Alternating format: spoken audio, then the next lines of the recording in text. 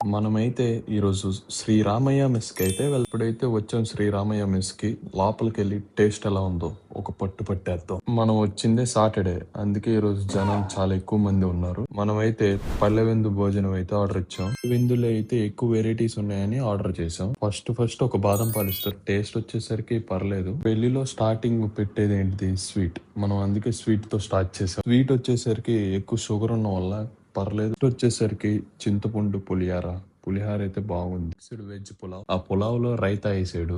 ఆ రైతా అయితే ఉంది ఉప్పు బండ. నెక్స్ట్ పొడిలతో ఒక పట్టు పట్టేసా నెయ్యి వేసుకొని మొత్తం. నాకు వచ్చేసరికి పొడిలో కొంచెం ఉప్పు ఎక్కువ ఉంది. నెక్స్ట్ ఐటమ్ వచ్చేసరికి పప్పులో నెయ్యి వేసుకొని తింటే నా భవిష్యత్తు. బ్రింజాల్ అంటే నచ్చదు, కానీ మీకోసం టేస్ట్ చూస్తా. టేస్ట్ అయితే యావరేజ్గా ఉంది. సడన్ గా బొబ్బట్టు తెచ్చిచ్చాడు. మనం ఆ బొబ్బట్లో నెయ్యి వేసుకొని తినాం. సూపర్.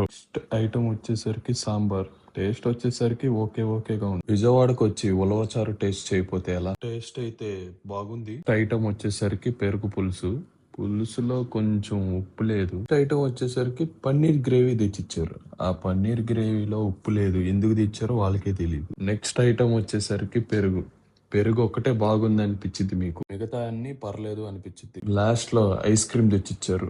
ఫైనల్ టచ్ ఇచ్చేసాం. ఓవరాల్ టేస్ట్ వచ్చేసరికి ఓకే, బాగుంది. पूरा देश बोल रहा है एक ही जुबान, जुबान केसरी। विमल बोलो जुबान केसरी।